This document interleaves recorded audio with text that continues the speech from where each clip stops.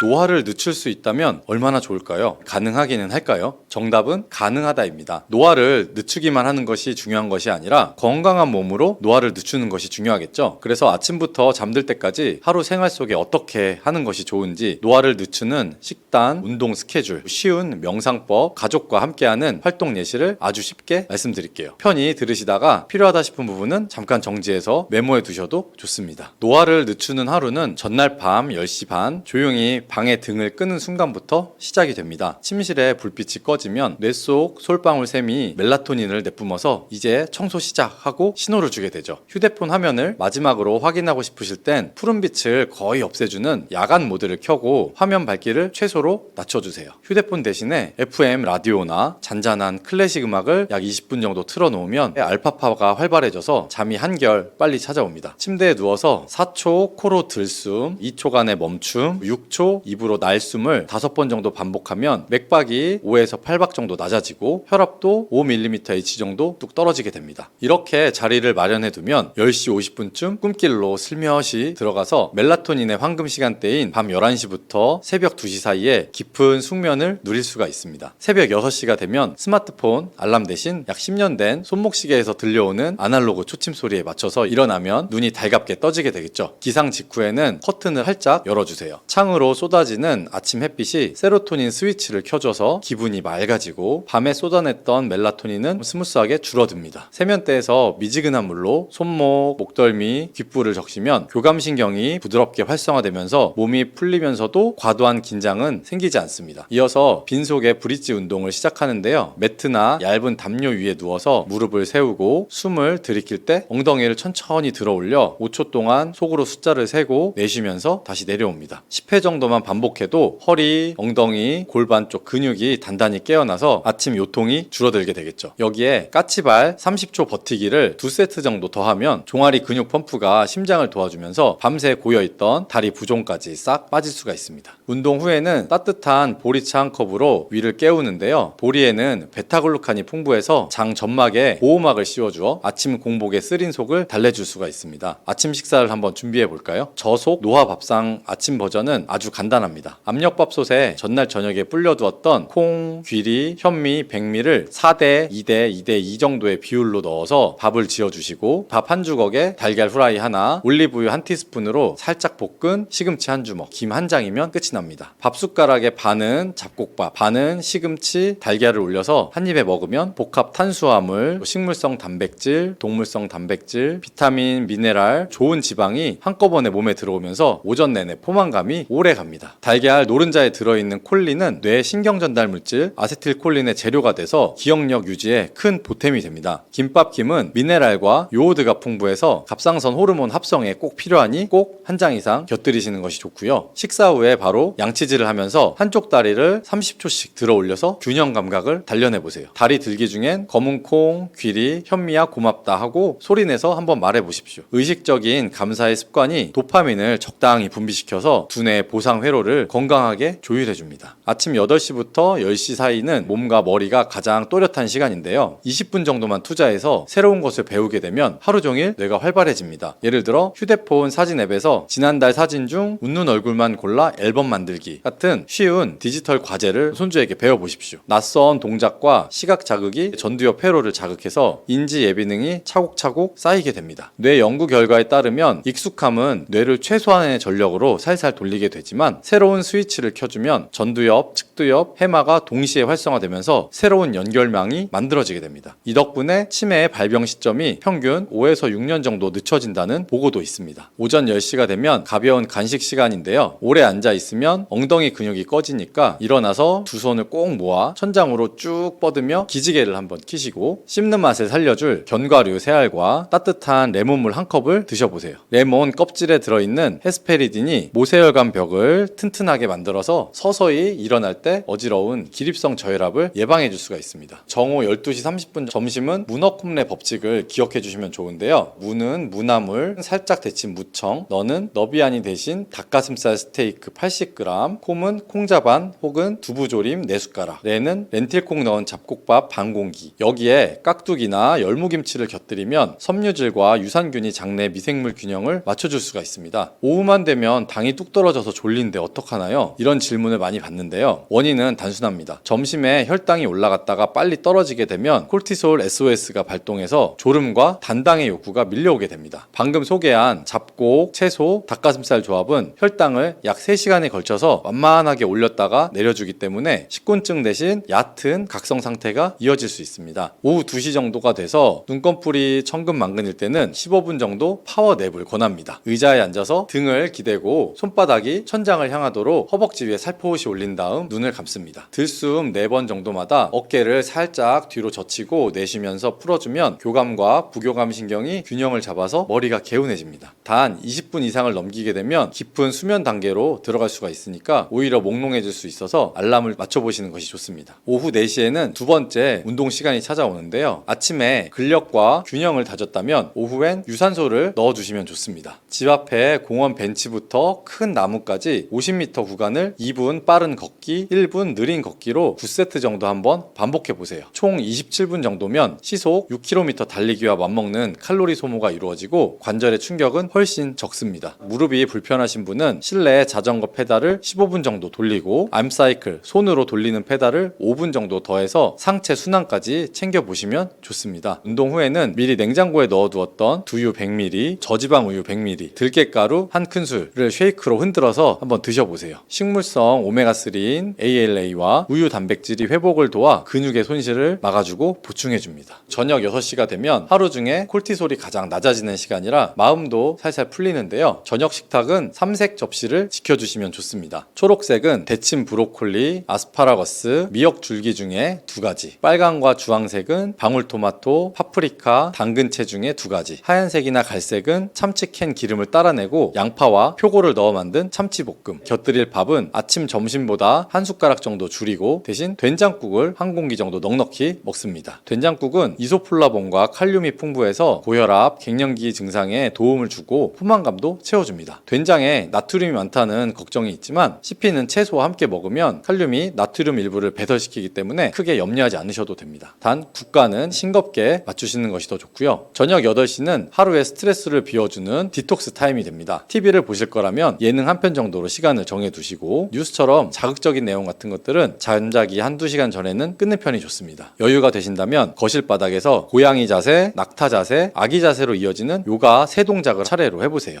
허리를 말아 올린 고양이 자세에서 10초 정도, 허리를 굽혀서 가슴을 앞으로 내미는 낙타 자세에서 10초, 꿇어 앉은 다음 이마를 바닥에 댄 아기 자세에서 20초 정도, 총 40초짜리 세트만 3번 정도 반복을 해도 척추 주변의 근막이 확 풀리면서 밤중에 뒤척거리는 일이 줄어듭니다. 마지막으로 마음을 다스리는 하루의 마무리는 감사일기와 내일 할 일 3가지를 적으며 끝맺어 보세요. 오늘 아침 잡곡밥 씹는 맛이 좋았음. 오후 산책길에 개나리가 폈음. 손주에게 사진 앨범 만드는 법 배워서 뿌듯했음. 이렇게 3줄만 적어도 뇌는 나는 이미 꽤 괜찮은 하루를 살았다는 기억을 저장하게 됩니다. 이어서 내일은 물 1.5리터 마시기, 브릿지 12회, 스쿼트 12회 추가, 동네 친구에게 전화해서 토요일 도서관 강좌 같이 가자고 제안하기. 이렇게 3가지 정도의 목표를 적으면 잠자는 동안 해마가 이를 반복해서 상기하면서 아침에 눈 뜨면 어제 써둔 계획이 저절로 떠오르게 됩니다. 연구에 따르면 구체적이고 실현 가능한 계획을 종이에 적는 사람은 그렇지 않은 사람보다 건강 목표 달성률이 40% 이상 높다고 합니다. 나는 만성질환 약도 먹어야 하는데 식단이나 운동을 바꾸다가 약을 건너뛰면 안 되나 걱정되실 수도 있는데요. 답은 약은 약대로, 생활습관은 생활습관대로입니다. 고혈압, 당뇨, 고지혈증 약들은 병원 지시에 따라서 꾸준히 복용하시는 게 장기적인 합병증과 치매 위험을 확실히 줄여줄 수가 있기 때문이고요. 다만 혈압이나 혈당, 지질 수치가 꾸준히 좋아지면 용량을 조정해 볼 수도 있기 때문에 3개월에서 6개월 정도마다 담당하는 의사분에게 식단이나 운동 실천 일지를 보여주시는 것이 좋습니다. 실제로 잡곡, 채소 중심의 식단과 주 300분 정도의 신체 활동을 4개월 정도 유지한 70대 환자분이 고혈압약 3제 요법을 2제로 줄인 사례들도 있습니다. 이쯤에서 다시 한번 영양제는 굳이 뭘 챙길까 한번 짚고 넘어가 보겠습니다. 진료실 데이터를 기준으로 필요할 수 있는 목록을 정도 정도별로 나눠볼 텐데요. 1단계는 대부분 해당하는 것으로 비타민 D 한 1000단위 정도이고요. 2단계는 잡곡이나 콩, 견과류를 잘 못 드시는 분들에게 활성형 비타민 B군 하루 한 알, 마그네슘 250mg 정도를 추천해드리고요. 3단계는 눈이나 뇌, 혈관 건강을 한꺼번에 챙기고 싶으신 분들에게는 순도 80% 이상 되는 EPA와 DH 합이 1000mg 정도가 되는 오메가3 하루 하나를 드셔보시는 것이 좋습니다. 광고만 보고 무턱대고 화려하다고 사시기보다는 운동이나 식단, 수면, 그리고 명상, 기본 내 기둥이 먼저 자리를 잡았는지부터 돌아보시고 지출을 하시면 절반 이하로 줄여보실 수가 있을 겁니다. 치매 걸리면 가족에게 패키칠까 무섭다는 고민을 많이들 하시는데요. 치매 예방을 위해서 기억하면 좋은 3-3-5 법칙을 알려드릴게요. 첫 번째 3은 하루 3번 식사 중 최소 2끼를 저속 노화 밥상으로 하는 것이고요. 두 번째 3은 주 3회 사회적 모임에 참여하는 겁니다. 경로당, 그림 동호회, 동네 교회, 성가대 온라인으로 하는 실버 코딩 교실 해보시면 좋고요. 그 다음에 5는 주 5회 30분 이상 땀 흘리는 신체 활동이고요. 마지막 5는 하루 5가지의 새로운 정보를 뇌에 넣는 것입니다. 오늘 본 꽃이름 한 가지, 새 단어 한 가지, 새로운 레시피 한 가지, 다른 지역의 날씨 한 가지, 손녀 학교 행사 일정 한 가지 알게 되면 뇌세포 사이에 새로운 시냅스가 5개가 생기게 됩니다. 이 3-3-5 법칙을 1년간만 지켜봐도 기억력 검사 점수가 평균 2-3점 정도 오르거나 최소한 유지된다는 결과가 서울과학기술대 그리고 서울 아산병원 공동연구에서 보고된 바가 있습니다. 지금까지 말씀드린 이런 하루 일과를 다 따라야만 노화를 늦출 수 있는 건 아닙니다. 10개 중에 5개만 실천해도 몸은 알아채고 주인님이 바뀌셨네 하고 달라지겠죠. 중요한 건 작지만 구체적인 행동이고요. 오늘 밤, 내일 아침 당장에 넣어보는 용기입니다. 저도 여러분들이랑 똑같이 어깨도 결리고 허리가 뻐근한 날이 항상 있지만 5분 정도 스트레칭 한 번으로 내 몸에 투자했다는 뿌듯함을 느끼면서 노화를 하루라도 조금씩 늦추는 마음으로 생활하고 있습니다. 이번 영상이 여러분의 하루, 한 달, 한 해에 작은 변화를 일으키는 돌멩이가 되었으면 좋겠습니다. 이 정도는 나도 할 수 있겠다 싶은 아이디어가 지금 생각이 나셨다면 지금 바로 핸드폰 메모장에 적고 가족들과 함께 공유해보세요. 그러면 스스로 약속을 지키기가 훨씬 쉬워집니다.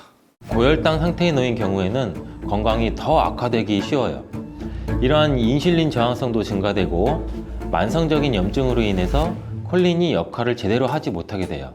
이러한 혈관 내의 싸움은 고혈압이나 동맥경화와 같은 심혈관 질환을 일으키고 인슐린 분비 이상으로 당뇨병까지 초래할 수 있고 만성염증은 암이나 치매의 뇌질환 같은 경우로 유발할 가능성도 있습니다. 그렇기 때문에 건강을 생각한다면 계란과 절대 같이 먹어서는 안 되는 첫 번째 음식은 정제된 탄수화물 덩어리인 빵입니다. 많은 분들이 아침으로 즐기는 계란과 빵은 암과 치매 예방에 가장 나쁜 조합이라고 할 수 있는데, 이는 브레인푸드라는 별명까지 있는 계란에는 콜린이라는 성분이 굉장히 풍부한데, 이 콜린은 뇌 기능을 강화해주고 뇌세포의 중요한 부분을 이루는 비타민 B 복합체예요. 이는 기억력과 집중력 증진에 굉장히 많은 효과를 보여서 기억력 저하, 치매, 알츠하이머 예방 및 치료에 많은 도움을 주는 성분이에요. 이 콜린 성분을 함유시킨 의약 처방전이 있어서 구매를 할 수 있는 전문 의약품으로도 나와 있고 또 건강기능식품으로도 많이 나와 있는데, 이는 혈관 내의 염증을 줄여줘서 암 예방에도 굉장히 많은 도움을 준다고 해요. 그런데 놀랍게도 이 콜린과 반대로 작용하는 것이 바로 밀가루예요. 이 밀가루는 75% 이상이 탄수화물로 구성되어 있고, 이런 저품질의 탄수화물이 많은 빵을 먹게 되면 혈당 수치가 올라가는 혈당 스파이크, 이 혈당 스파이크는 갑자기 혈당이 치솟는 경우거든요. 이게 발생하고 이로 인해서 혈관이랑 뇌세포에도 손상을 줘요. 계란과 빵을 같이 먹게 되면 우리 몸에서는 마치 전쟁이 일어나는 것처럼 그런 현상이 일어나게 되는데, 어떤 현상이냐면 계란 속에 들어있는 콜린은 뇌세포를 보호하기 위해서 방어막을 형성하려 하는데, 이때 빵에서 나온 탄수화물에 의해 생성된 독소가 이 방어막을 파괴하게 돼요. 계속 싸우고 전쟁을 일으키는 거죠. 특히 백미로 이루어진 쌀밥, 빵 같은 정제된 탄수화물로 된 음식을 자주 섭취해서 고혈당 상태에 놓인 경우에는 건강이 더 악화되기 쉬워요. 이러한 인슐린 저항성도 증가되고 만성적인 염증으로 인해서 콜린이 역할을 제대로 하지 못하게 돼요. 이러한 혈관 내의 싸움은 고혈압이나 동맥경화와 같은 심혈관 질환을 일으키고 인슐린 분비 이상으로 당뇨병까지 초래할 수 있고, 만성염증은 암이나 치매의 뇌질환 같은 경우로 유발할 가능성도 있습니다. 그렇기 때문에 건강을 생각한다면 계란과 함께 정제된 밀가루를 사용하지 않은 통밀빵, 곡물빵 이런 다른 음식들을 선택하는 것이 좋은 선택이 될 수가 있습니다. 또한 레몬과 같은 강산성 과일도 계란과 함께 먹으면 안 됩니다. 왜냐하면 이 강산성 과일은 높은 산도가 있어서 계란의 단백질 구조에 영향을 미치는데, 레몬이나 다른 강산성 과일에 포함된 산이 계란 속의 단백질과 반응하면 단백질이 응고가 돼요. 굳어요. 그래서 소화가 어려워질 수가 있고, 이를 통해서 위나 소화기관 내에서 단백질 응고를 유발시켜서 소화 과정도 방해하고 우리가 더부룩해지고 소화로 인한 질병이 발생할 수 있는 거죠. 특히 단백질의 소화랑 흡수가 저해되면 속이 더부룩한 불편함으로 시작돼서 심한 경우에는 배가 아픈 복통, 그리고 설사와 같은 증상이 나타날 수 있는데, 계란을 섭취할 때는 레몬이나 다른 강산성 과일과 함께 드시는 것을 피하는 게 좋습니다. 두유와 콩국물과 계란을 함께 같이 먹는 것도 좋지 않습니다. 아침 식사로 두유와 계란을 드시거나 체중 관리와 다이어트를 위해 섭취하는 분들이 굉장히 많아지고 있는데, 이 두유 속에 들어있는 트립신이라는 성분이 있는데, 이는 계란에 들어있는 알부민과 같이 결합해서 영양소를 파괴하게 돼요. 이 계란은 노화로 인해서 근육 손실과 근육 감소증에 예방이 되는 우수한 단백질을 굉장히 많이 포함하고 있는데, 계란 자체에는 비타민도 풍부하고 미네랄도 풍부해요. 근데 이 두유랑 함께 섭취할 경우는 이 영양 성분들의 이점을 충분히 얻지 못하게 되는 결과를 초래하는데, 혹시 계란과 녹차나 홍차 같은 경우도 함께 드신 적이 있어요? 이러한 차들도 피해야 돼요. 그 이유는 찻잎 속에 있는 탄닌이라는 성분이 계란의 단백질과 결합을 해서 탄닌 단백질을 형성하게 돼요.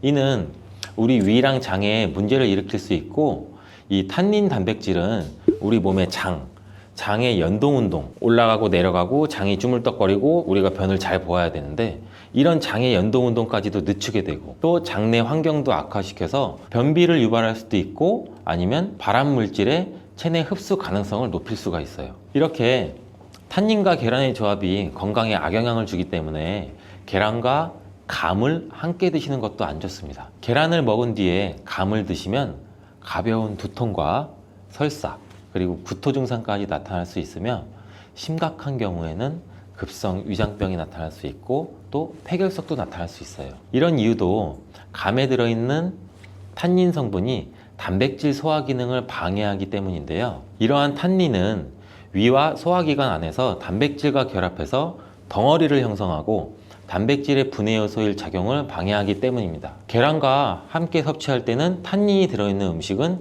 위험할 수 있습니다. 또 하나, 계란과 절대 함께 먹으면 안 되는 음식 중으로는 햄과 같은 가공육이 있습니다. 계란과 가공육의 조합은 정말 최악인데요. 계란은 고단백질인 필수 아미노산 비타민 B군을 풍부하게 함유하고 있지만, 가공육과 같은 햄은 나트륨과 포화지방이 높은 경향이 많아요. 이런 가공육은 과도한 나트륨의 섭취랑 포화지방의 증가로 이어질 수 있으며, 이를 계속 섭취하게 되면 혈관에 나쁜 콜레스테롤이 축적돼서 동맥경화와 같은 심장병, 뇌졸중, 이런 심혈관 질환 위험도 증가시킬 수가 있습니다.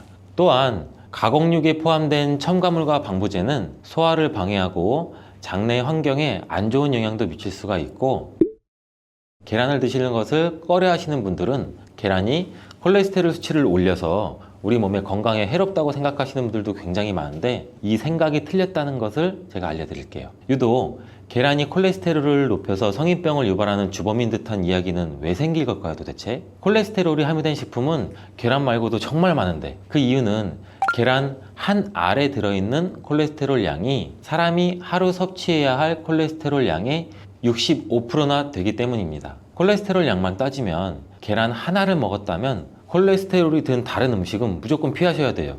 근데 놀랍게도 계란은 이렇게 많은 콜레스테롤을 가지고 있는 동시에 콜린이라는 영양소까지 다량 함유하고 있어요. 이 콜린은 나쁜 콜레스테롤을 간으로 옮겨서 제거하는 기능도 갖고 있는데, 좋은 콜레스테롤인 HDL 수치도 같이 높여주는 거예요. 따라서 계란의 콜레스테롤은 콜린에 의해서 자연스럽게 좋은 콜레스테롤로 전환이 된다는 거죠. 그래서 계란을 한두 개 더 먹어도 전혀 문제가 되지 않아요. 만약 중증 심혈관 질환에 걸린 경우가 아니라면 일반적으로 하루 두세 개 정도의 계란 섭취는 건강을 지키는데 큰 도움이 될 수 있습니다. 이제 콜레스테롤 걱정 없이 우리 모두 계란을 먹어도 되겠죠? 당뇨가 있으신 분들도 마찬가지예요. 50대 이후가 되면 당뇨 환자가 급격히 많아지게 되는데 당뇨는 정말 무서운 병이에요. 당뇨는 당뇨 한 가지만으로도 위험하지만 당뇨로 인한 고혈압, 심근경색, 뇌졸중, 치매, 다른 질병을 유발시키기 때문에 그런데 당뇨의 원인 중 하나는 비만이 있는데 이 비만 관리가 바로 당뇨 관리로 직결된다고 해도 과언이 아니죠. 근데 비만을 일으키는 원인 중 하나가 아침을 먹지 않는 것이라는 사실 여러분들 알고 계신가요? 이 경희대학교 연구팀이 발표한 논문에 따르면 아침 식사를 먹지 않는 사람은 그렇지 않은 사람보다 이 비만 위험이 1.5배나 높았고 당뇨병 위험은 무려 2.1배나 높았습니다. 이렇듯 아침 식사를 거르면 우리 몸의 대사가 천천히 느려지면서 혈당 조절에도 좋지 않은 영향을 미치게 되는데 이런 위험은 젊었을 때 발생하지 않아요. 차곡차곡 쌓여서 특히 중년 이후에 더 크게 나타나는데 나이가 들면서 기초 대사량이 줄어들고 활동량도 감소하고 근육량도 감소하기 때문입니다. 따라서 나이가 들어갈수록 우리는 아침 식사뿐만이 아니라 규칙적인 식사를 하는 습관이 매우 중요한데요. 아침 식사에 가장 좋은 음식이 바로 계란입니다. 계란에는 우리 몸에 꼭 필요한 다양한 영양소가 풍부하게 들어있기 때문인데 특히 당뇨 때문에 고생하시는 분들 굉장히 많으시죠. 이 당뇨 때문에 고생하시는 분들에게는 최고의 식품이라고 할 수가 있어요. 우선 계란에는 고품질의 단백질이 굉장히 많이 들어있는데 계란 한 개에 약 6g 정도가 들어있고 이 단백질이 포만감도 오래 유지시켜줘서 과식도 예방하는 데 굉장히 많은 도움이 되고 또 이 단백질은 혈당을 조절하는 호르몬인 인크레틴이라는 호르몬 분비를 촉진시켜서 식후 혈당이 급격히 상승하는 혈당 스파이크도 억제하고 안정적으로 유지하는 데 굉장히 효과가 좋습니다. 이뿐 아니라 계란 노른자에는 비타민 D, 비타민 B, 콜린 등 중요한 영양소들이 풍부하게 들어있어 비타민 D는 인슐린 분비와 감수성을 높이고 면역력도 길러주고 콜린은 간 건강에 도움을 줘서 지방간을 예방하는 데 굉장히 효과적인 성분입니다. 이 지방간은 비만과 당뇨의 위험 요인 중 하나인데 이렇게 좋은 계란도 함께 먹으면 우리 몸에 보약이 되는 굉장히 좋은 음식들이 있는데 더욱 풍부한 영양을 섭취할 수 있고 당뇨와 비만 관리에도 도움이 되는 음식들이 있어요. 계란과 토마토는 빼놓을 수 없는 최고의 음식 궁합입니다. 계란과 토마토. 이 둘의 궁합은 영양학적으로만 보더라도 굉장히 이상적이에요. 계란은 아까 말씀드렸듯이 단백질, 비타민 B군, 그리고 필수 아미노산을 굉장히 많이 함유하고 있는데 한편 토마토는 우리가 흔히들 많이 알고 계시죠. 비타민 C, 그리고 항산화 물질인 라이코펜을 굉장히 많이 함유하고 있어요. 그래서 이들이 만날 때 서로의 영양적 가치가 굉장히 배가 되는 거죠. 토마토 속의 라이코펜은 지방에 용해되기 때문에 계란과 같이 먹을 때 그 흡수율이 굉장히 높아지는데 이러한 조합은 우리 심혈관 건강을 지키고 면역력을 높이는 데 아주 효과적이고 토마토에 들어있는 비타민 C는 계란에 들어있는 철분의 흡수를 돕기 때문에 빈혈 예방에도 굉장히 좋습니다. 우리 철분제 드실 때 흔히 비타민 C와 같이 섭취하라고 말씀드리잖아요. 이와 같은 이유 때문인데 또 하나를 보면 올리브유를 두른 팬에 계란과 토마토를 넣고 살짝 볶아 드시면 아침에 최고의 식단이 될 수 있습니다. 요즘 또 아보카도 식단도 굉장히 인기가 많은데요. 흔히 지중해 식단 이렇게 말씀을 많이들 하고 계시죠. 계란과 아보카도도 굉장히 좋은 궁합인데 계란에는 매번 말씀드리지만 굉장히 많은 영양소가 있는데 아보카도에 함유된 건강에 좋은 지방산, 특히 오메가3 지방산과 비타민 E를 많이 갖고 있어 이 두 가지 재료가 만나면 서로가 영양적 시너지가 굉장히 폭발합니다. 이 아보카도 속의 건강한 지방은 계란이 단백질 흡수를 더욱 좋게 하고 흡수율을 더욱 높입니다. 또 계란 속에 있는 비타민과 무기질은 아보카도의 지방산을 흡수하는 데 도움을 주고 이러한 조합은 심혈관 질환 그리고 뇌 건강에 굉장히 긍정적인 효과도 주고 전반적으로 건강을 굉장히 많이 향상시키는 효과도 같이 갖고 있는데 이 아보카도와 계란을 함께 먹음으로써 식이섬유와 건강한 지방의 결합이 우리 몸의 포만감도 높이고 장내 환경을 굉장히 많이 개선을 시킬 수가 있습니다. 간단하게 아보카도와 계란 샐러드를 아침에 만들어 드시면 어떨까요? 계란을 또한 채소와 함께 드시면 비타민의 흡수율도 증가시킬 수가 있어요. 특히 호박을 섭취하면 부교감 신경을 활성화시켜서 마음을 안정시키고 또 불안감 및 긴장을 완화시켜 주는데 높은 효능을 발휘합니다. 스트레스는 만병의 근원이라고 하는데 이 계란과 호박을 함께 드시면 스트레스는 물론 몸의 피로도 같이 줄여주기 때문에 비타민 A와 베타카로틴이 많은 호박을 섭취하면 또 눈 건강에도 굉장히 유익하다고 합니다. 계란에 함유된 루테인과 지아자틴과 같은 카로티노이드 성분과 함께 작용하여 강력한 항산화 효과를 발휘하고 망막을 보호하고 황반 색소 밀도도 유지시키고 녹내장 또 퇴행성 안구 질환의 발병률도 낮춰줄 수 있습니다. 우리 흔히 많이 드시는 눈 영양제 조합을 보면은 루테인, 지아잔틴, 항산화 물질인 아스타잔틴, 또 베타카로틴과 이렇게 다 같이 구성이 되어 있는 걸 보셨을 거예요. 그 이유가 바로 여기에 있습니다. 최근에 시야가 뿌옇게 느껴지는 분들이 계란과 호박을 곁들인 식사를 하시면 더욱 좋답니다. 계란과 완벽하게 어울리는 다른 식재료 중 하나는 치즈가 있습니다. 치즈는 그 맛이 좋을 뿐만 아니라 영양학적으로도 계란과 아주 좋은데 계란이 완전 식품으로 여겨질 정도로 여러 영양소를 가지고 있음에도 불구하고 상대적으로 칼슘 함량은 굉장히 낮아요. 근데 유제품인 치즈는 칼슘을 풍부하게 함유하고 있어서 이를 보완해 줄 수가 있죠. 특히 유제품 중에서는 치즈는 계란과 굉장히 잘 어울리는데 치즈는 발효된 우유에서 만들어지면서 그 발효 과정에서 유산균이 작용해 단백질 함량이 감소해서 과다한 단백질의 섭취를 피하면서도 서로 영양적 혜택을 굉장히 많이 보완할 수가 있어요. 이 사과도 계란과 정말 잘 어울리는 식품인데 다양한 영양소가 계란에 굉장히 균형 있게 포함되어 있는데 이 비타민 C와 식이섬유가 상대적으로 적은 편이라는 점에서 사과가 이를 완벽하게 보완해 줄 수가 있어요. 사과는 비타민과 식이섬유가 많아서 장 기능을 활성화하고 배변을 원활하게 하는 데 기여할 뿐만 아니라 혈관에 누적된 해로운 콜레스테롤도 없애 동맥경화, 심장질환, 뇌졸중 등 심혈관 질환을 예방하는 데 도움을 많이 줘요. 특히 단백질 소화에 매우 이롭다는 점에서 계란 섭취 후 소화가 약간 더부룩하게 느껴지시는 분들이라면 이때 사과를 드신다면 소화액 분비를 촉진시켜서 소화를 도움을 줄 수 있습니다. 오늘도 똑똑하고 건강한 식습관을 위해 노력해보면 어떠신가요? 건강한 습관이 나를 만든다. 잊지 않기를 바라겠습니다.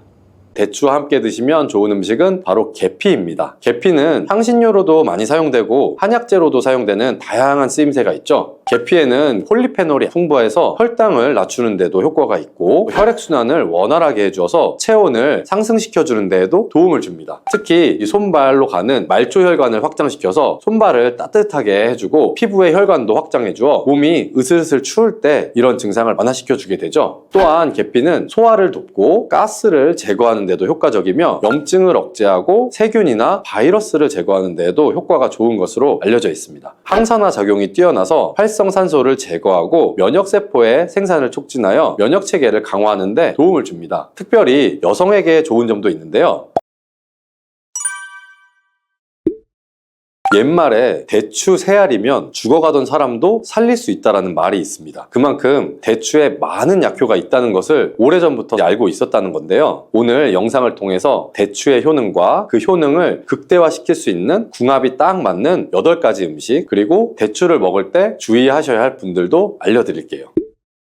대추와 함께 먹으면 보약이 되는 음식 첫 번째는 바로 칡입니다. 대추에는 불면증을 개선하고 신경을 안정시켜주고 스트레스를 해소하는 데 도움을 주는 효능이 있습니다. 이런 효능이 칡과 함께 먹으면 약효가 배가 되어서 도움을 주게 되는데요. 대추에는 갈락토스, 메가당 등의 성분이 풍부하여 긴장을 풀어주고 신경을 안정화시켜주어 불면증을 완화시켜줄 수가 있습니다. 또한 대추 씨에는 사포닌이 함유되어 있는데 이 성분이 중추신경계를 안정화시켜주는 효과가 있어서 신경을 이완시켜주면서 수면을 유도하는 데 도움을 줍니다. 그리고 혈액순환을 개선시켜주어 몸을 따뜻하게 해주고 이로 인해 수면의 질을 향상시켜주는 것으로 알려져 있습니다. 이런 효능들이 칡 속에 함유된 이소플라본과 만나서 시너지 효과를 내게 되는데요. 칡은 우리 몸의 상체에 있는 열을 내려주어서 수면 장애를 개선시켜주는 식품으로 많이 알려져 있습니다. 이소플라본이 몸에 열을 내려주고 근육의 긴장도 풀어주면서 이완시켜주기 때문에 숙면을 취하는데 도움을 줄 수가 있는 것이죠. 대추와 칡을 함께 복용하는 방법은 차로 만들어서 드시면 되는데요. 만드는 방법도 알려드릴게요. 물 3리터 정도의 대추는 8알, 칡은 약 30g 정도를 넣으시고 물이 반 정도 줄어들 때까지 끓여서 차로 따뜻하게 드시면 드시면 됩니다. 특히 여성들에게 적극 추천드리는데요. 그 이유는 치계에 함유되어 있는 이소플라본의 양이 석류나 콩에 함유된 양보다 훨씬 많기 때문입니다. 이소플라본은 중년 이후 여성들의 갱년기 증상 완화에 직접적으로 도움을 주죠. 꼭 기억하시면 좋겠습니다. 두 번째로 대추와 함께 먹으면 좋은 음식은 바로 영지버섯입니다. 영지버섯의 맛은 쓴 것이 특징이고 대추는 단맛이 특징입니다. 대추와 영지버섯이 만나면 이 영지버섯의 쓴맛을 대추의 단맛으로 중화를 시킬 수가 있고요. 이 영지버섯에는 베타글루칸이 풍부하게 함유되어 있어서 면역력을 강화시켜주는데 정말 좋은 음식이 되고, 또한 레티난이라는 성분도 풍부한데요. 이 성분이 강력한 항암작용을 해서 암세포의 증식을 억제하고 암의 재발을 방지하는 데 도움을 줍니다. 그리고 영지버섯에는 불포화지방산이 풍부하게 함유되어 있어서 혈관 내 콜레스테롤 수치를 낮춰주고 혈액순환을 원활하게 해서 혈관 건강을 개선하는 데 도움을 주고요. 또한 영지버섯은 자율신경을 안정시켜주기 때문에 불면증을 개선하는 데에도 탁월한 효능을 발휘합니다. 한의학에서는 신경쇠약으로 작은 일에도 가슴이 뛰는 증상이 쉽게 가라앉지 않고 잠이 잘 안 오는 분들에게 처방하는 약재이기도 합니다. 이런 효능들이 대추와 만나면 그 효과가 극대화가 되는데요. 대추와 영지버섯을 함께 차로 끓여 드시게 되면 불안했던 마음도 진정이 되고 안정화가 되는 효능이 더 상승하기 때문이죠. 세 번째, 대추와 함께 먹으면 좋은 음식은 상황버섯입니다. 대추와 상황버섯을 함께 드시면 면역력과 항암 효과가 극대화되는데요. 대추에 풍부한 베툴린산 성분은 강력한 항염 작용으로 염증을 억제하고 항암 작용으로 암세포를 억제하여 종양 증식을 방지하는 효능이 있습니다. 이런 대추의 항염, 항암 작용을 극대화하는데 상황버섯이 도움을 주게 되는데요. 상황버섯에도 다당류인 베타글루칸 성분이 풍부해서 항암 효과와 면역력을 강화하는데 도움을 줍니다. 약재로 사용하는 대부분의 버섯에는 베타글루칸 성분들이 함유가 되어 있는데요. 식약처에서 건강기능식품의 원료로 인정한 버섯은 상황버섯, 영지버섯, 표고버섯 등이 있습니다. 네 번째, 대추와 함께 먹으면 좋은 음식은 바로 양파입니다. 대추는 간세포의 독성 수치를 정상으로 회복하는 효능이 있는데요. 이것은 대추에 함유된 사이클릭 AMP라는 성분이 항염증, 항지질의 효과를 갖고 있기 때문이에요. 이때 양파와 함께 복용을 하면 효과가 배가 되는데요. 양파에 함유된 글루타치온 성분이 간의 해독작용을 도와서 간의 피로도를 낮춰주는데 효과가 있는 것으로 알려져 있죠. 대추와 양파는 함께 차로 끓여 드시면 되는데요. 만드는 방법도 알려드릴게요. 물 2리터 정도의 대추 열알과 양파 반 개를 넣고 끓여주시고 물이 반 정도로 줄 때까지 졸여서 차로 드시면 됩니다. 다섯 번째, 대추와 함께 드시면 좋은 음식은 바로 계피입니다. 계피는 향신료로도 많이 사용되고 한약재로도 사용되는 다양한 쓰임새가 있죠. 계피에는 폴리페놀이 풍부해서 혈당을 낮추는 데도 효과가 있고 혈액순환을 원활하게 해주어서 체온을 상승시켜주는 데에도 도움을 줍니다. 특히 이 손발로 가는 말초혈관을 확장시켜서 손발을 따뜻하게 해주고 피부의 혈관도 확장해주어 몸이 으슬으슬 추울 때 이런 증상을 완화시켜주게 되죠. 또한 계피는 소화를 돕고 가스를 제거하는 데도 효과적이며 염증을 억제하고 세균이나 바이러스를 제거하는 데에도 효과가 좋은 것으로 알려져 있습니다. 항산화 작용이 뛰어나서 활성산소를 제거하고 면역세포의 생산을 촉진하여 면역체계를 강화하는 데 도움을 줍니다. 특별히 여성에게 좋은 점도 있는데요. 자궁을 따뜻하게 만들어 주어서 여성 질환에 많은 도움을 주는 식품이고요. 계피는 다만 매운맛이 강하고 위나 식도에 자극을 줄 수가 있기 때문에 단독으로 먹기에는 불편한데요. 대추와 함께 드시면 이런 문제를 줄여줄 수가 있습니다. 여섯 번째, 대추와 함께 드시면 좋은 음식은 생강입니다. 한의학에서는 대추와 생강을 함께 한약재로 처방을 많이 하는데요. 강삼조이라고 해서 생강 3쪽과 대추 2알을 뜻하게 됩니다. 대추와 생강을 함께 섭취하게 되면 위장이 약한 사람의 소화 기능을 도와서 영양분의 흡수율을 높이고 흡수된 성분들이 몸 전체로 잘 퍼지게 하는 작용을 할 수가 있습니다. 대추와 생강을 함께 섭취하게 되면 생강의 쇼가올 성분이 소화액 분비를 촉진해서 대추로 인한 위장의 불편함을 해결할 수가 있고, 대추는 생강의 자극을 중화시켜 위장에 주는 부담을 줄여줄 수가 있습니다. 이렇게 대추와 생강을 넣고 끓인 것을 강조탕이라고 하는데요. 수족냉증이나 평소에 몸이 찬 분들이 드시면 몸이 따뜻해지는 효과를 누릴 수가 있습니다. 조금 전에 알려드린 계피까지 함께 넣고 끓이셔도 좋은데요. 만드는 방법을 알려드릴게요. 대추 5알, 생강 4쪽, 계피는 5g, 물 2리터 정도를 넣고 끓여서 반 정도 줄어들 때까지 졸이시면 됩니다. 있습니다. 7번째, 대추와 함께 드시면 좋은 음식은 마늘입니다. 마늘은 항암 식재료로 정말 유명하죠. 이 항암 작용뿐만 아니라 피를 맑게 해주고 면역력을 강화하는 데에도 좋은 음식입니다. 마늘은 혈관 확장을 촉진해주고 혈류를 개선해서 고혈압을 줄이는 데도 도움이 될 수가 있고요. LDL 콜레스테롤 수치를 낮추고 혈전 생성을 억제하기 때문에 심장질환, 뇌졸중의 위험을 줄이는 데도 도움이 될 수가 있습니다. 항균 및 항박테리아 특성을 지닌 알리신과 같은 화합물을 함유하고 있어서 전반적인 면역 체계를 강화하는 데 도움이 됩니다. 미국의 국립암연구소를 비롯한 각종 기관의 연구에 따르면 마늘을 지속적으로 섭취한 사람이 그렇지 않은 사람에 비해서 폐암, 전립선암, 위암, 대장암 등 암 발병률이 낮은 것으로 나타났습니다. 마늘과 대추의 음식 궁합이 좋아서 대추와 마늘의 효능이 극대화가 되는데요. 마늘과 대추를 함께 먹는 대표적인 음식으로는 삼계탕이 있습니다. 8번째, 대추와 함께 드시면 좋은 음식은 통밀입니다. 통밀에는 비타민 B가 풍부하게 함유되어 있죠. 이 비타민 B는 우리 몸의 에너지 생산에 중요한 역할을 하고 신경 전달 물질인 세로토닌의 생성을 돕기 때문에 기분을 안정시키고 스트레스를 완화시키는 데에도 효과적입니다. 또한 통밀은 식이섬유가 풍부하여 장 건강에 도움을 주고 혈당 상승을 억제해주는 효능이 있어서 혈당 유지에도 도움을 줍니다. 그리고 비타민 E, 칼륨 성분이 풍부하게 함유되어 있어서 콜레스테롤이 체내에 쌓이는 것을 억제하고 혈관 건강을 유지하는 데도 도움을 주죠. 대추와 통밀을 함께 섭취하면 뇌 혈류량을 증가시켜주고 갱년기의 우울증을 완화시켜주며 스트레스 저항력을 높여주고 불안 증세를 낮춰주는 효능이 있습니다. 특히 신경성으로 나타나는 증상을 완화시켜주는데요. 신경성 위염, 신경성 장염, 불면증, 신경성 편두통 등에도 효과가 좋은 것으로 알려져 있습니다. 또한 자율신경의 균형을 잡아주기 때문에 심장 신경을 안정화시켜 주어서 마음을 편안하게 해주는 데도 도움을 줄 수가 있습니다. 대추와 통밀을 함께 끓여서 차로 만들어 드셔도 좋고요. 대추를 잼으로 만들어서 통밀빵에 발라 드셔도 좋습니다. 이 외에도 대추에 함유된 여러 비타민과 식이섬유, 플라보노이드, 미네랄 등이 노화를 방지해주는 효능이 있고 특히 대추의 식이섬유는 우리 몸에 쌓이는 발암물질을 흡착시켜서 몸 밖으로 배출해주는 효능이 있어서 암 예방에도 도움을 줄 수가 있습니다. 또 대추에 함유된 베타카로틴은 체내에 발생되는 활성산소를 제거해주며 피부 미용에도 도움을 주는 것으로 알려져 있습니다. 대추에는 칼륨이 바나나보다 2배 이상 함유되어 있어서 체내에 나트륨을 배출하는 데에도 탁월한 효능을 발휘해주죠. 이로 인해서 고혈압을 방지하는 데 도움을 줍니다. 그리고 베툴린산, 알파토란이라고 하는 성분이 풍부해서 위험을 억제하고 예방하는 효능도 있습니다. 대추는 이렇게 좋은 효능들로 건강에 많은 도움이 되지만 모두에게 좋은 건 또 아닙니다. 그럼 대추를 드실 때 주의하셔야 할 분들을 알려드려야겠죠.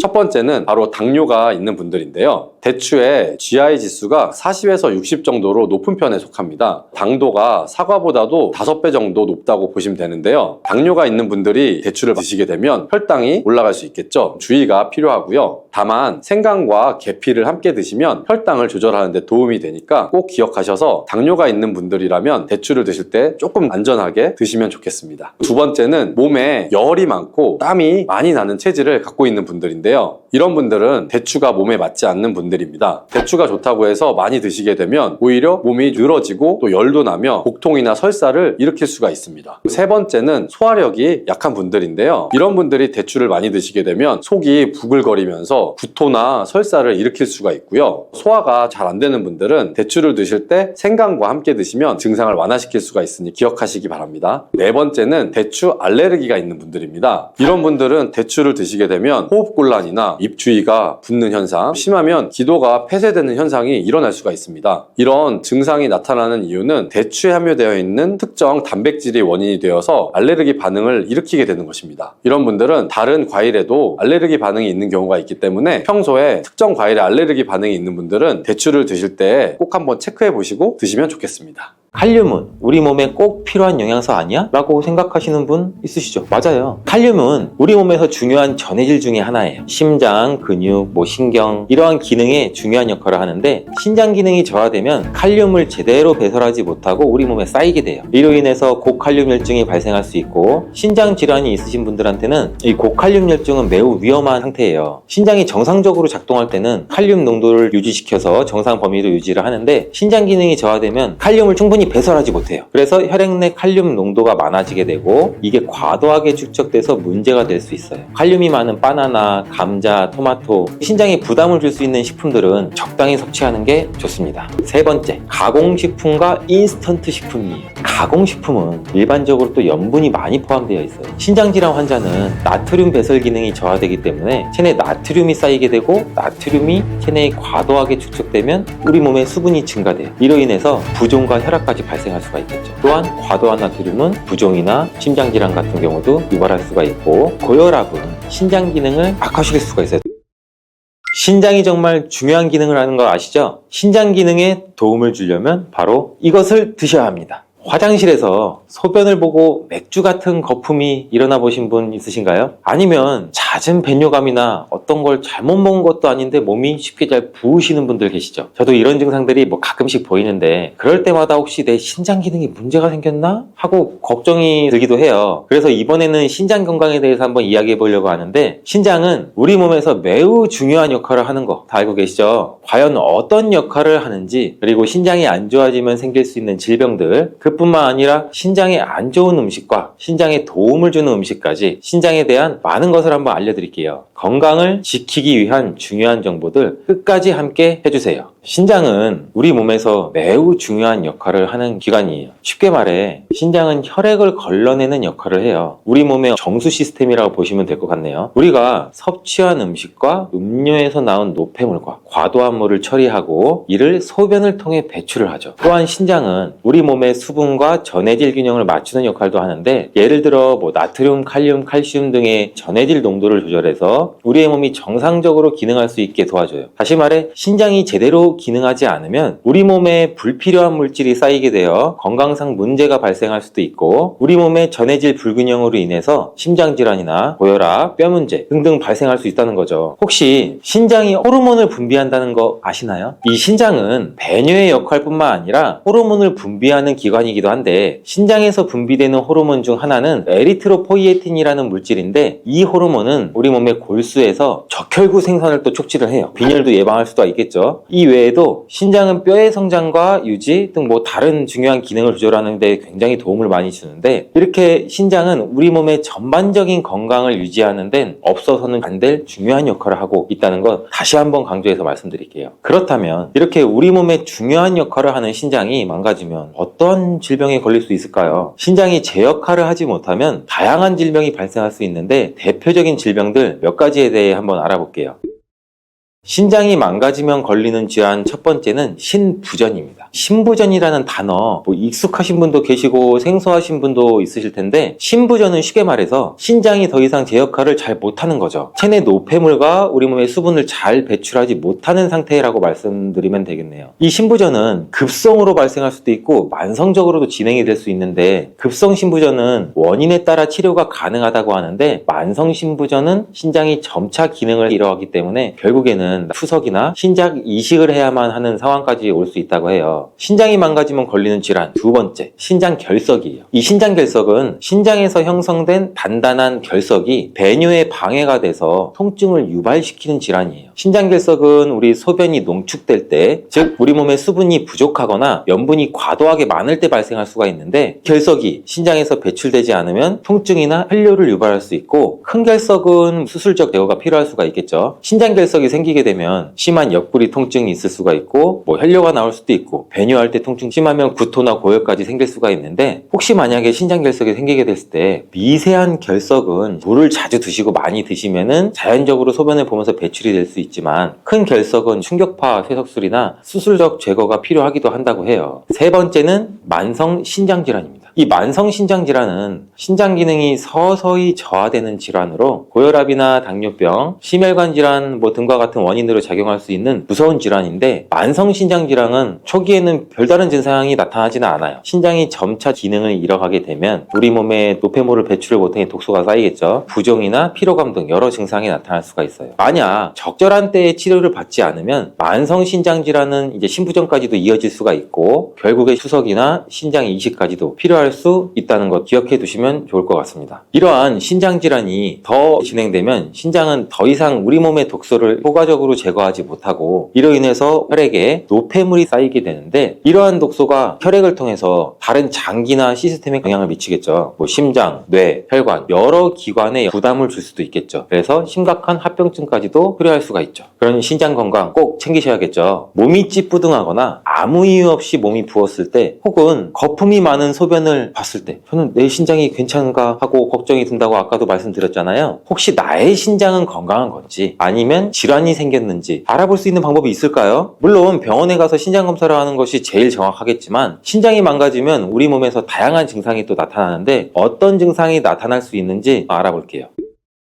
첫 번째, 부종이에요. 손과 발이 자주 붓는다고 생각하시는 분들 주목해주세요. 신장이 제대로 기능하지 않으면 우리 몸에 수분이 배출되지 않아 부종이 발생할 수가 있는데, 신장의 주요 기능 중 하나는 우리 몸의 수분과 염분을 조절하는 거예요. 건강한 신장은 혈액을 걸러서 필요한 수분과 전해질을 재흡수하고 나머지 노폐물과 많아진 수분을 소변으로 배출하는데, 이때 신장이 손상되면 이 배설 기능이 제대로 이루어지지 않아서 우리 몸에 과도한 수분과 염분이 축적이 돼요. 그렇게 되면 어떻게 되겠어요? 혈액량이 증가하게 되겠죠? 그로 인해 혈압도 높아질 수가 있고 혈관 내의 압력도 높아질 수가 있게 되고, 결국에 우리 몸에 축적된 액체가 혈관 밖으로 새어나와서 조직에 쌓일 수도 있고, 그로 인해서 부종이 발생하게 되는 거죠. 특히 발목이나 다리나 얼굴에 붓기가 생기기 쉬운데, 이러한 부종은 신장이 물을 배출하지 못하면서 발생하는 증상 중 하나죠. 부종이 지속되면 신장에 문제가 있으므로 이러한 증상이 반복이 된다면 꼭 병원을 방문해서 검사를 받아보시는 게 좋아요. 두 번째는 피로와 무기력함입니다.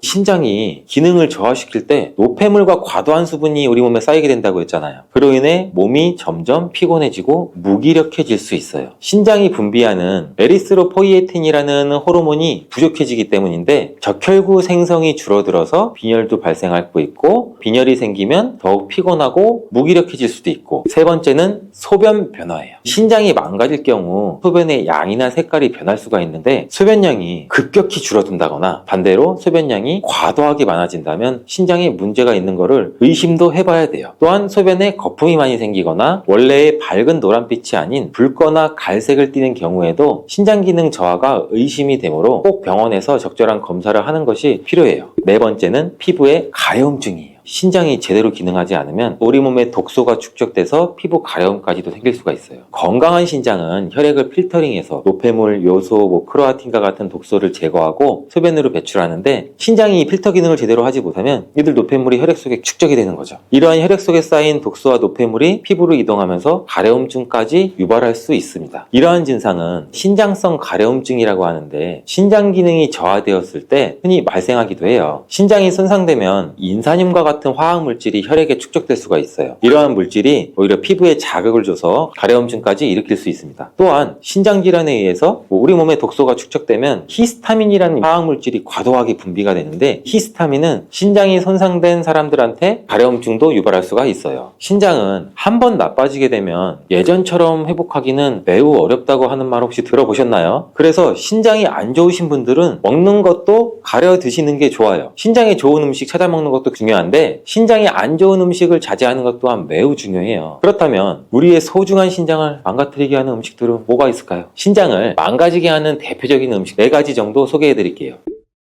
첫 번째, 소금이 많이 들어간 음식. 소금이 많이 들어간 음식은 신장에 부담을 많이 줘요. 우리 몸속에 나트륨이 과도하게 들어가면 신장이 이 나트륨을 소변으로 배출하는 역할을 하는데, 이때 너무 과한 양의 나트륨은 신장에 부담을 주겠죠. 따뜻한 국이 없으면 밥이 안 들어가신다는 분들 있죠. 한국인의 밥상에는 국이 빠질 수가 없어요. 소금 간을 아주 적게 드시는 건 상관이 없는데, 간이 알맞게 되어 있는 국 혹은 평소에 짜게 드시는 분들이 먹는 국에는 사실 생각보다 많은 소금이 들어간다는 거 아셔야 돼요. 또한 국은 액체라서 쉽게 많이 섭취하게 되는데, 이럴 때 우리 체내 염분 농도를 올리게 되죠. 그래서 많은 의사 선생님들이 신장이 안 좋은 분들한테는 숟가락을 사용하지 않고 젓가락으로만 음식을 드세요 말씀하시는 이유도, 되도록이면 국이나 탕, 찌개는 멀리 하도록 한다는 뜻이죠. 두 번째, 고칼륨 식품입니다. 칼륨은 우리 몸에 꼭 필요한 영양소 아니야? 라고 생각하시는 분 있으시죠? 맞아요. 이 칼륨은 우리 몸에서 중요한 전해질 중에 하나예요. 심장, 근육, 신경 이러한 기능에 중요한 역할을 하는데 신장 기능이 저하되면 칼륨을 제대로 배설하지 못하고 우리 몸에 쌓이게 돼요. 이로 인해서 고칼륨혈증이 발생할 수 있고 신장 질환이 있으신 분들한테는 이 고칼륨혈증은 매우 위험한 상태예요. 신장이 정상적으로 작동할 때는 칼륨 농도를 유지시켜서 정상 범위로 유지를 하는데 신장 기능이 저하되면 칼륨을 충분히 배설하지 못해요. 그래서 혈액 내 칼륨 농도가 많아지게 되고 이게 과도하게 축적돼서 문제가 될 수 있어요. 칼륨이 많은 바나나, 감자, 토마토 신장에 부담을 줄 수 있는 식품들은 적당히 섭취하는 게 좋습니다. 세 번째, 가공식품과 인스턴트 식품이에요. 가공식품은 일반적으로 또 염분이 많이 포함되어 있어요. 신장질환 환자는 나트륨 배설 기능이 저하되기 때문에 체내에 나트륨이 쌓이게 되고 나트륨이 체내에 과도하게 축적되면 우리 몸에 수분이 증가돼요. 이로 인해서 부종과 혈압까지 발생할 수가 있겠죠. 또한 과도한 나트륨은 부종이나 심장질환 같은 경우도 유발할 수가 있고 고혈압은 신장 기능을 악화시킬 수가 있어요. 더 뿐만 아니라 가공식품에는 보존료, 색소, 감미료, 인공향료 등의 첨가물이 포함되는 경우가 많아요. 이들은 우리 몸에 독소로 작용할 수도 있고 신장에 부담을 가중시켜서 염증과 우리 몸의 산화적 스트레스 또한 일으킬 수가 있어요. 네 번째, 고단백 식품입니다. 단백질은 우리 몸에 꼭 필요한 영양소지만 고단백 식품이 신장질환 환자한테 좋지는 않아요. 신장이 단백질 대사 부설물을 배설하는데 굉장히 중요한 역할을 하는데 이 고단백 식품을 섭취하면 단백질이 우리 몸에서 분해돼서 요소랑 크레아틴과 같은 질소화합물이 생기게 되거든요. 신장이 정상적으로 기능하면 이 질소화합물들을 소변을 통해 배출시키지만 신장 기능이 저하되면 이를 제대로 배출하지 못하게 돼요. 그래서 우리 몸에 질소화합물이 축적돼서 독성 물질로 작용할 수가 있거든요. 이 신장 질환이 있으면 단백질 배설이 어려워져서 과도한 단백질 섭취는 신장 기능을 악화시킬 수 있다는 거 기억하시길 바라겠습니다. 신장이 안 좋으신 분들은 단백질이 과량 함유된 붉은 고기와 같은 가공육, 달걀, 치즈, 우유, 해산물 과하게 섭취하는 것을 피하는 걸 추천드릴게요. 이렇게 신장을 망치는 음식들을 알아봤는데 어떤 음식이 신장에 그럼 도움이 돼요? 제가 신장에 좋은 음식 3가지를 바로 말씀드릴게요. 첫 번째, 오이입니다. 오이가 신장에 도움을 준다니 참 의외죠. 이 오이는 수분이 풍부해요. 그리고 칼륨은 낮아요. 이런 특성 때문에 신장에 부담을 주지 않으면서도 우리 몸의 수분 균형을 맞추는데 도움이 돼요. 오이의 약 95% 정도는 수분인 거 아세요? 이로 인해서 이 오이는 우리 몸에 수분을 공급하고 배뇨를 촉진하는 역할을 하는데 이 우리 몸의 수분을 충분히 유지하면 신장이 노폐물을 효과적으로 배출하고 신장에 쌓인 불필요한 물질을 제거할 수 있어서 신장 건강에도 매우 유익하다고 해요. 또 이 오이는 항염증 성분을 가지고 있어 염증을 완화하고 신장에 가해지는 염증성 압박을 줄이는 데도 도움을 줘요. 신장질환에서 염증은 주요 문제 중에 하나라서 이를 예방하거나 감소시키는데 오이가 굉장히 큰 도움을 주는 거죠. 그리고 오이는 저칼로리 식품이어서 체중 관리에도 탁월한데 오이의 낮은 나트륨 함량으로 신장이 과도한 염분을 처리하는데 도움이 되죠. 즉 신장을 조금 쉴 수 있게 만들어주는 거죠. 두 번째는 당근이에요. 당근은 비타민 A가 풍부해서 신장을 건강하게 하는데 도움을 주는 음식이에요. 당근에는 비타민 A의 전구체인 베타카로틴이라는 게 풍부한데 우리 몸의 세포가 손상되는 것도 방지하고 신장 기능을 유지하는 데도 중요한 역할을 해요. 그래서 이 베타카로틴이 우리 몸의 세포를 손상시키는 자유라디칼이라는 물질을 중화시켜서 세포 손상도 막아주고 염증을 줄이는 데도 도움을 줘서 신장질환 예방에도 좋은 영향을 줄 수가 있어요. 세 번째는 양배추예요. 양배추는 칼륨 함량이 비교적 낮은 채소로 신장이 약한 사람들한테 좋은 식품인데 신장이 제대로 기능하지 않으면 칼륨이 체내에 축적될 수 있는데 칼륨이 계속해서 몸에 쌓이면 심각한 합병증이나 염증을 일으킬 수 있다고 했잖아요. 이럴 때 양배추처럼 칼륨이 비교적 적게 함유된 식품은 신장에 부담을 덜어주고 쉬게 만들어주고 신장 기능을 유지하는 데도 큰 효능을 발휘하죠. 또한 이 양배추는 비타민 C, E, 플라보노이드, 폴리페놀 좋은 성분들이 굉장히 많죠. 또 항산화 성분도 풍부하고 이러한 항산화 물질은 신장을 포함한 세포를 보호하고 유해한 활성산소에 의한 손상도 방지하는 데 굉장히 중요한 역할을 하죠. 신장에 자유라디칼로 인한 손상이 축적되면 신장 기능이 저하될 수 있기 때문에 항산화 성분이 풍부한 양배추도 신장 질환에 예방적인 효과를 줄 수 있습니다.